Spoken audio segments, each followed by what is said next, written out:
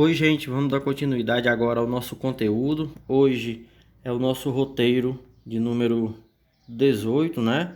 Nesse roteiro nós vamos finalizar o nosso capítulo acerca das sociedades africanas, as duas civilizações que a gente está estudando aqui nesse capítulo, que é o Reino do Egito Antigo e também o Reino de Kush, que são as duas civilizações que surgiram na África durante o período da Antiguidade, né? A gente já viu o Egito Antigo, como é que se deu a formação do Egito ao longo do Rio Nilo, como era a sociedade egípcia, a religião, como era a escrita egípcia, e hoje a gente vai ver um pouco sobre a civilização de Kush, os Kushitas, como a gente costuma falar no livro.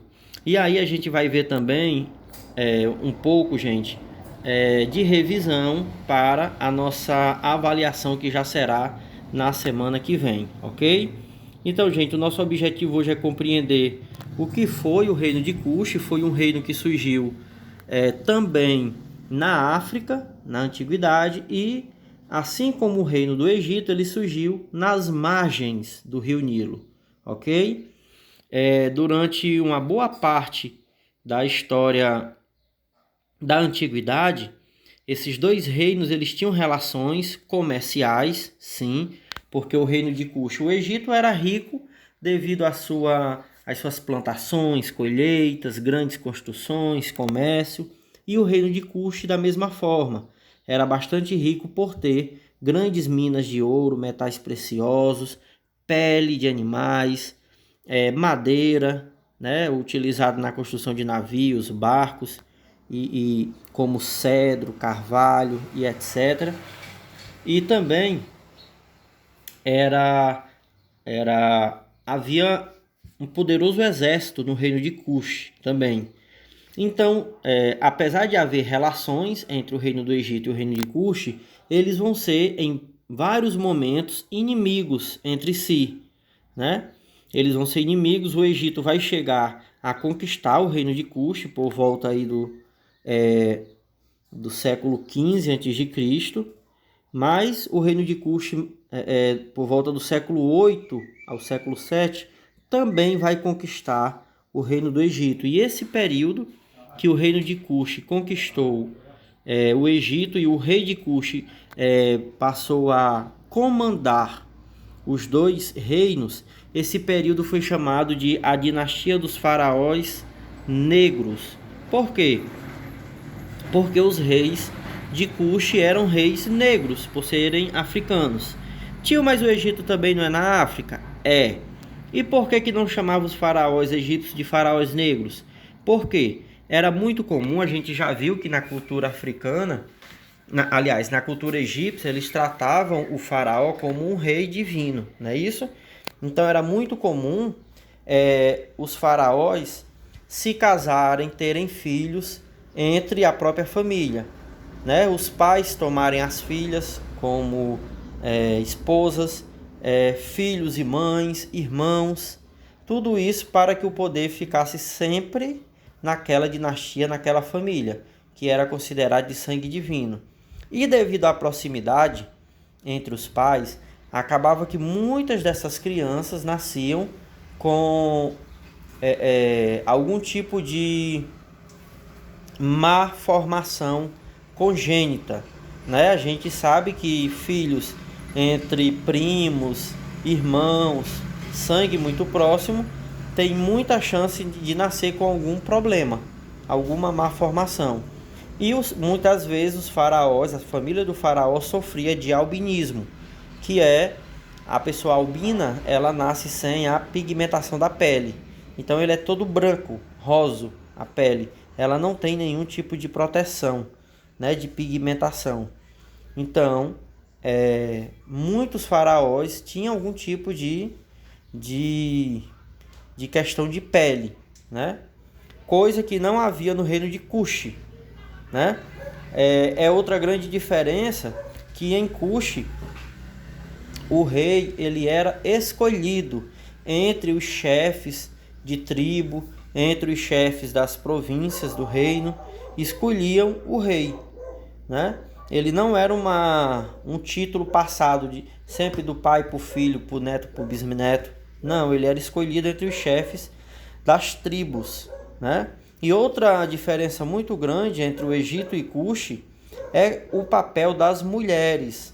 Em Cuxi, as mulheres, elas eram muito mais respeitadas.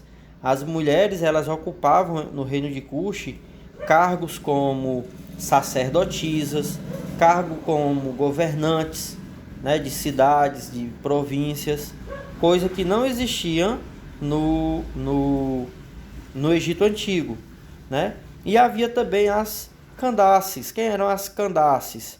Eram essas rainhas, mãe da realeza africana, né, no reino de Cuxi, na antiguidade. Essas mulheres, elas representavam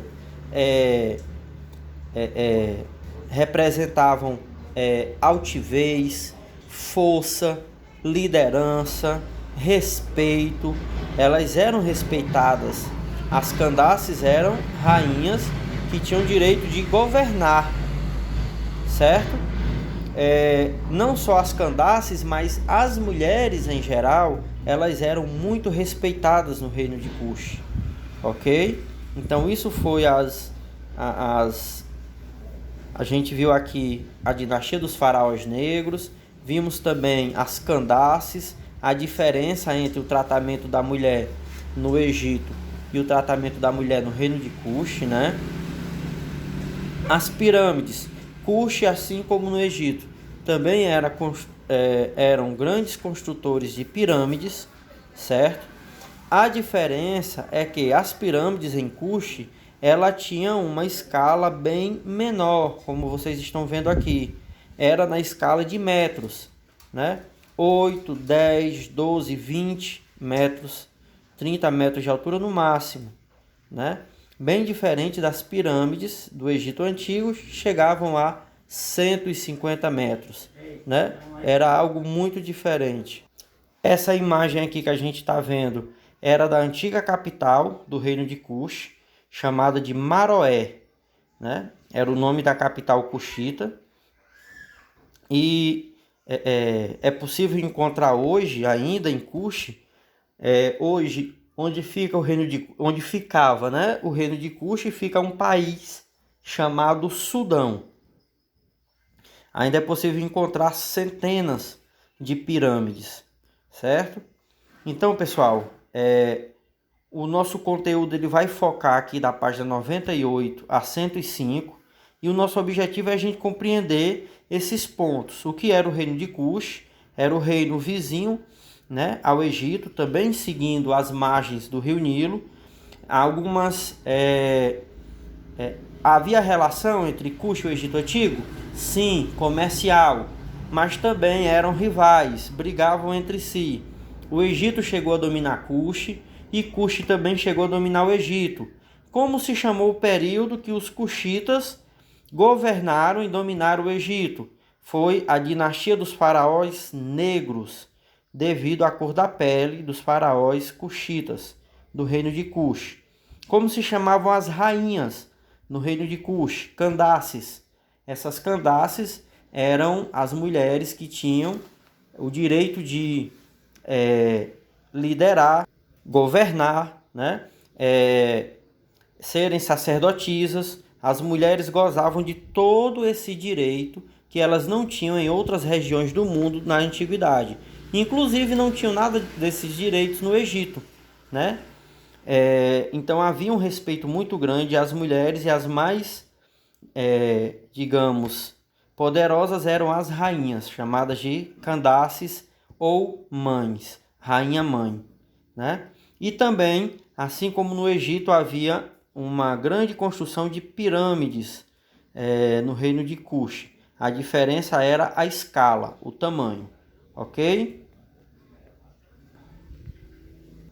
Essa imagem mostra para a gente um pouco da localização dos dois reinos. A gente tem o reino do Egito, né, mais acima na imagem, seguindo o rio Nilo, e o reino de Cuxi um pouco mais abaixo na imagem, Vocês conseguem ver que eram dois reinos quase que iguais em tamanho, extensos, sempre seguindo o caminho, o percurso do Rio Nilo, né? A capital do Egito era Tebas nessa época e a capital do reino de Cuxi era Maroé, né? Em outro momento a capital foi Napata. E importante, gente, a gente não perder de vista a importância dos rios para o surgimento das primeiras civilizações. Nesse caso aqui, vocês conseguem ver a importância do Rio Nilo, né? Foi graças à água, à abundância de água do Rio Nilo, que deu condições para surgirem essas duas civilizações, né? A água utilizada nas plantações, na agricultura, para as colheitas, para o transporte, a pesca, a fartura, né, que alimentava as pessoas, fazia também com que sobrasse gente para trabalhar em outras coisas, como funcionários, construtores, né, artesãos, comerciantes. Tudo isso fez desses povos, dessas civilizações, reinos muito ricos, certo?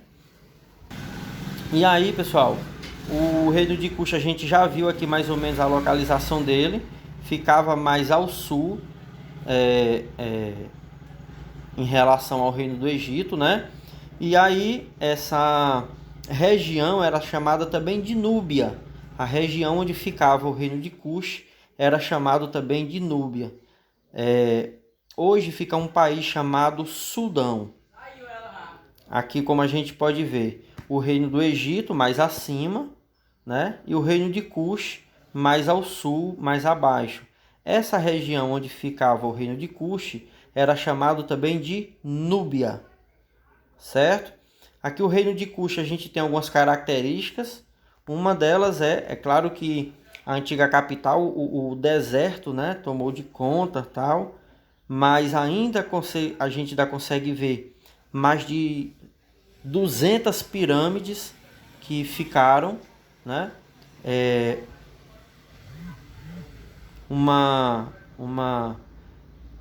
A gente consegue ter uma visão muito assim, como era grandiosa a capital Maroé, né? Porque a quantidade de pirâmides, mesmo que menores do que as pirâmides do Egito, o importante não é nem tanto isso, mas é a quantidade, né? E também a perfeição na construção. Também eram feitas de pedra, né? Maroé tornou-se a capital do Império Cuxita depois que Napata foi saqueada pelos egípcios. Maroé ficava em uma área propícia à agricultura e ao comércio. Napata continuou sendo um centro religioso importante, onde os reis eram enterrados.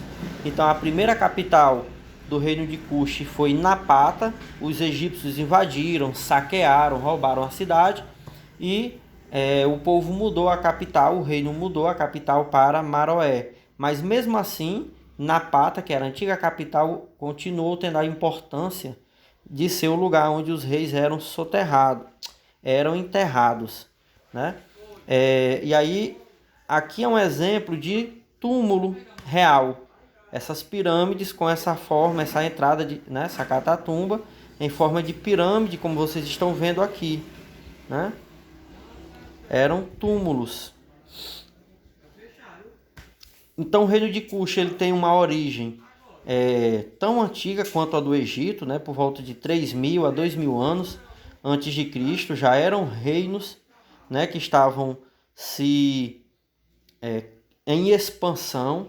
Uma característica importante, gente, na política. O rei tinha um amplo poder, sim, mas o rei ele era escolhido dentre os eleitos pelos líderes das comunidades, das tribos, povos que faziam parte do reino. Os chefes escolhiam quem iria ser o rei após a morte de um rei, né? E aqui, como vocês estão vendo, é um símbolo, aliás, é uma pirâmide que é um mausoléu. Era utilizada para enterrar um rei, né? A entrada dela aqui em forma de H, duas torres, e lá dentro era colocada a urna, né, funerária, né? As capitais nós já vimos, e só reforçando aqui o papel das Candaces, que era o nome dado à rainha-mãe. As mulheres ocupavam posição importante no reino de Cush. Isso não podemos perder de vista, a importância das mulheres, né?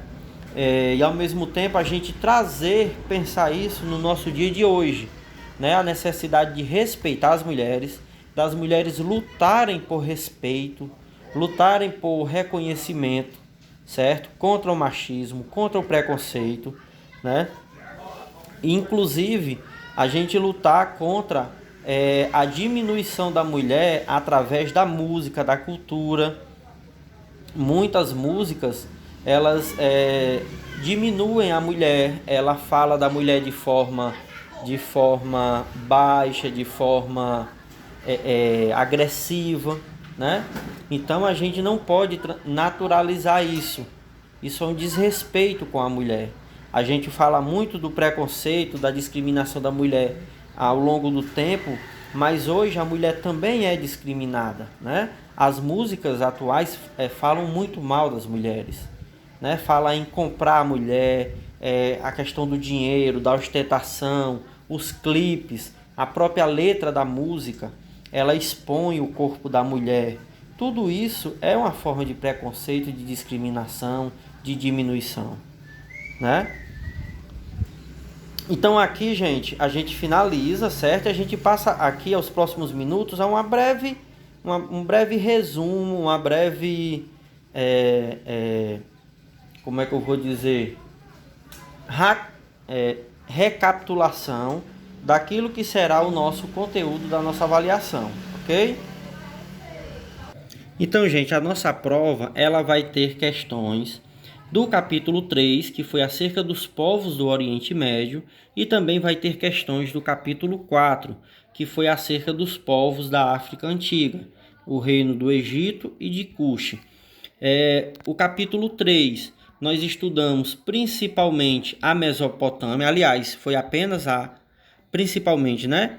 A Mesopotâmia. A gente sabe que o significado dessa palavra significa terra entre rios, justamente por ser uma região que fica situada entre dois rios, o rio Tigre e o rio Eufrates. E foi na região da Mesopotâmia, ou seja, entre os rios, que surgiram as primeiras civilizações da humanidade. Sumérios, amoritas, acádios, caldeus, assírios, todos foram povos que surgiram, né, constituíram civilizações, cidades e dominaram a região em algum momento. Era uma região que vivia sempre em conflito, porque todos os povos queriam conquistar as cidades da região por serem muito ricas pelo comércio, pela agricultura, né? Então, foram nessas primeiras civilizações onde surgiram as primeiras cidades, certo? As cidades, o que permitiu o surgimento das primeiras civilizações foi justamente os rios. Os rios permitiram que as pessoas pudessem plantar, colher em abundância. As colheitas geravam produção para vários anos, então uma parte da população deixou de trabalhar na agricultura já para trabalhar em outras coisas, porque gerava-se produção para vários anos. Então a parte das pessoas foi trabalhar no comércio, né, artesanato, e surgiu também a diferença entre ricos e pobres, porque uma parte da população cada vez começou a dizer, uma parte do que vocês produzem é meu, é nosso. Então essas pessoas se transformaram em senhores, depois em reis, né?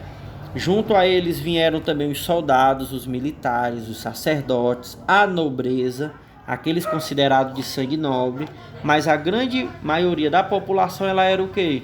Ela era composta por trabalhadores, camponeses ou escravos, né? Aqui nós temos um desenho da sociedade na Mesopotâmia, desses povos. Acima de todos vinha o rei, né? Juntamente com a nobreza, sacerdotes, soldados. Mais abaixo vinham os comerciantes, funcionários, escribas, né, fiscais. Por último, vinham os camponeses e os escravos, né, que era a maior parte da população. Eram camponeses e escravos, principalmente camponeses, certo? E aqui foi essa região que se desenvolveu as primeiras rotas de comércio, né? Como cobre, estanho. Estanho é metal. Prata, ouro, lápis lazuli, cornalita, turquesa, esteatita, que é o talco, sílex, granito e madeira. Aqui são apenas alguns dos produtos que eram comercializados por esses povos da Mesopotâmia. Eles compravam de diversas regiões do mundo, né? E revendiam, trocavam, comercializavam ao longo dessas cidades, certo? Havia também muitos outros produtos, algodão, trigo, arroz, cevada, certo?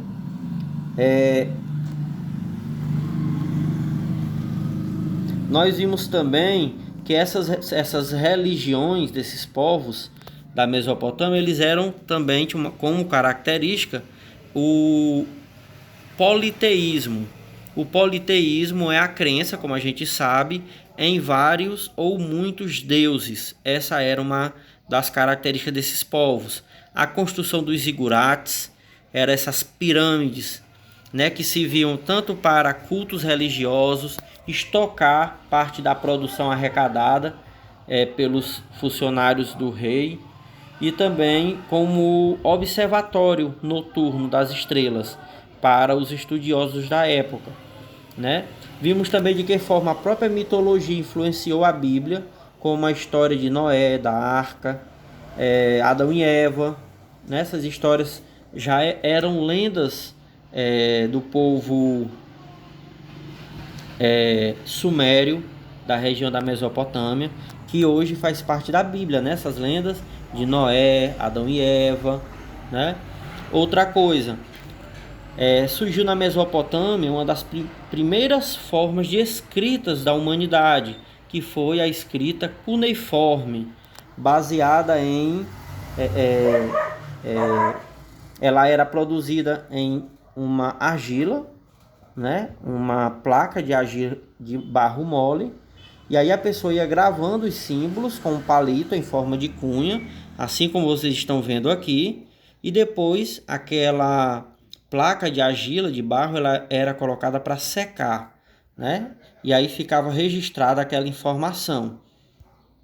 Surgiu também o Código de Hammurabi, que foi a primeira vez que as leis foram escritas, que foi pelo rei da Babilônia, o rei Hammurabi, que mandou escrever as leis, cerca de 280 leis, né?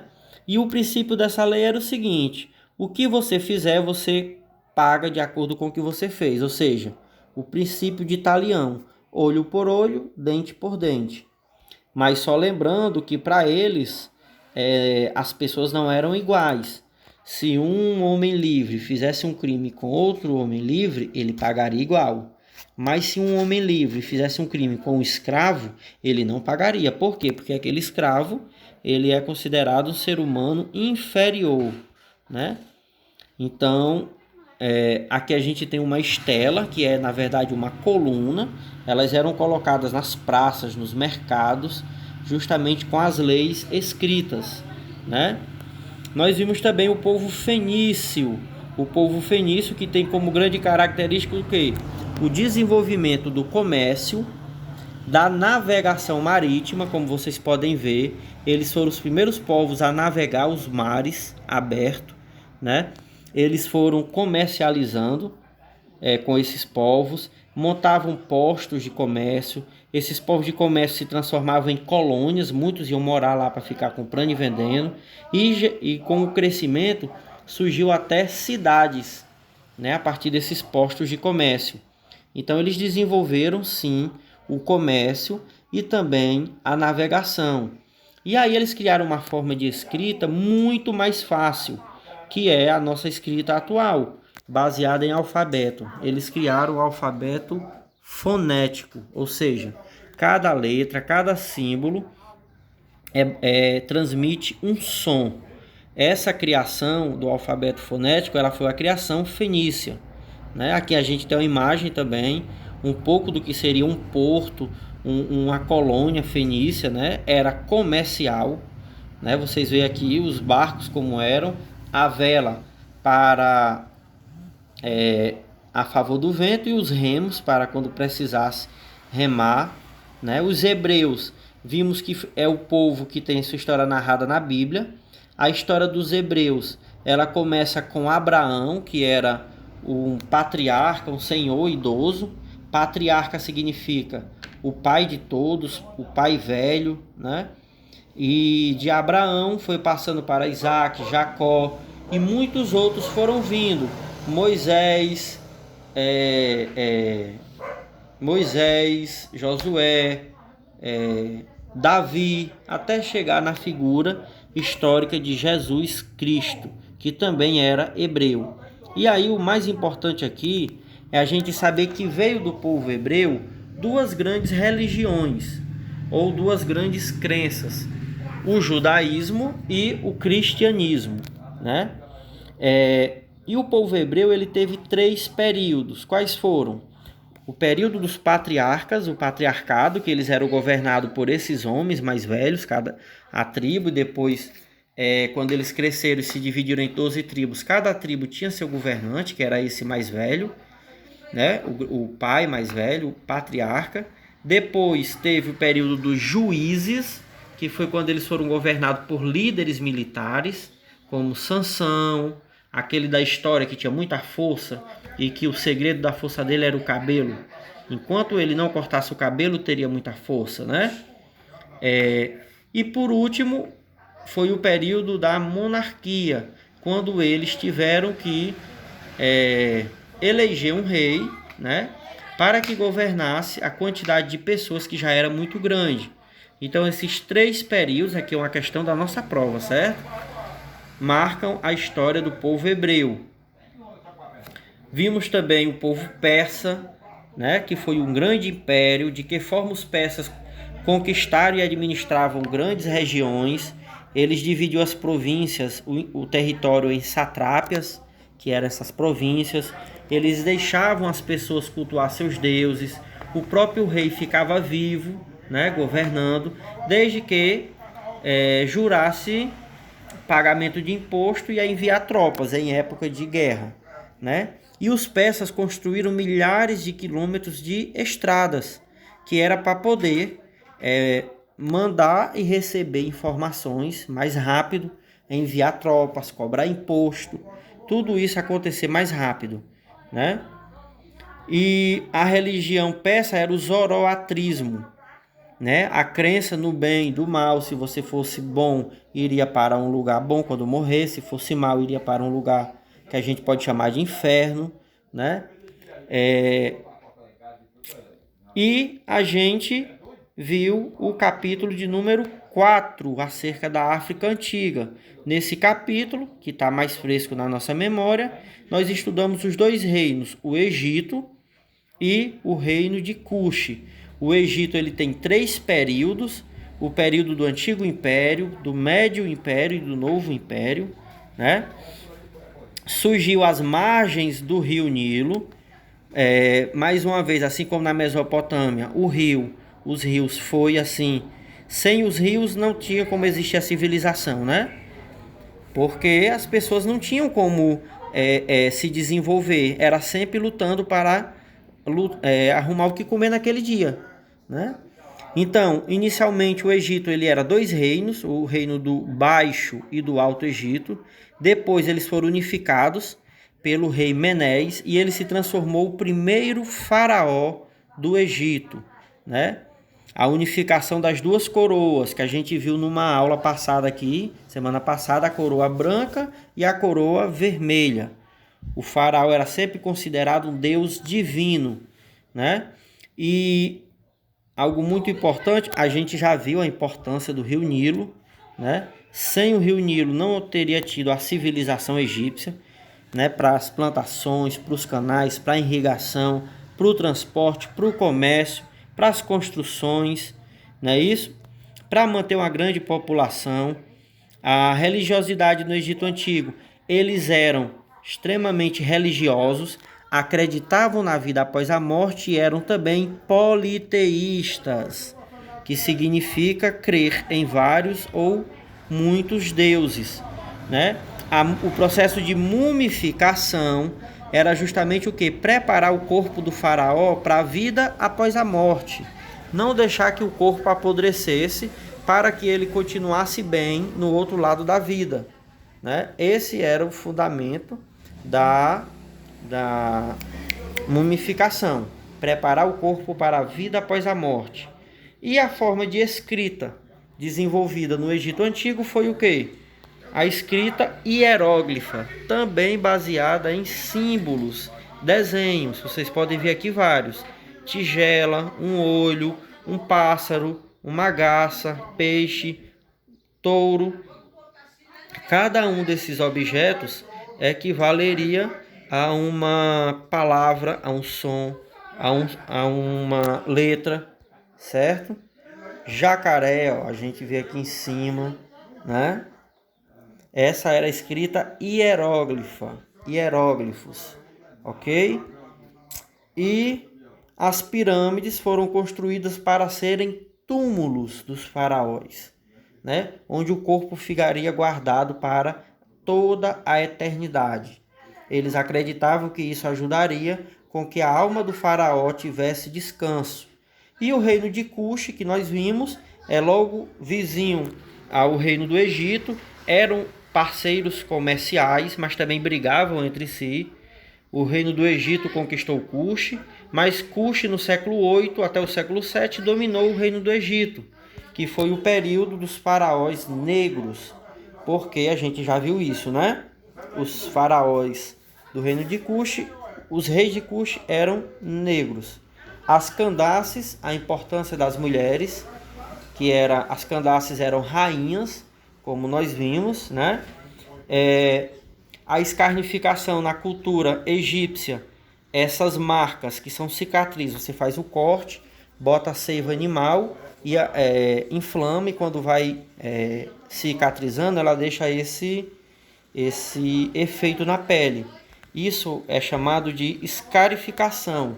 Era considerado sinônimo de beleza no Egito, no reino de Cuxi, certo?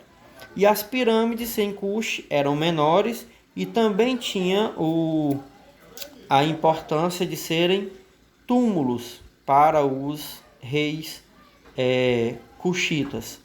E lembrando que os reis também eram eleitos pelos senhores de cada uma das tribos, das comunidades que fazia parte do reino de Cuxi. Então aqui a gente finaliza a nossa revisão e a gente vai agora lá para o nosso grupo fazer a nossa atividade de hoje, que vai ser apenas sobre o que nós vimos no início, né? Da página 98 até a página 103.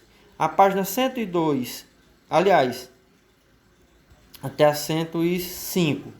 A página 102 e 103 é falando do papel da mulher e da importância da mulher ser respeitada hoje, e também da mulher brasileira conhecer o quanto as mulheres eram respeitadas no reino de Cuxi. Por que é importante? Para que a mulher brasileira também se respeite, também cobre seus direitos, certo? E aqui a gente tem uma imagem que fala assim da diversidade das mulheres na África. O povo africano, ele gosta muito da cor, do colorido, né? E aqui a gente tem várias culturas, várias formas, né, da mulher se vestir e viver na África, ok? E aqui a gente termina e a gente vai lá para o nosso grupo agora fazer o nosso roteiro, ok?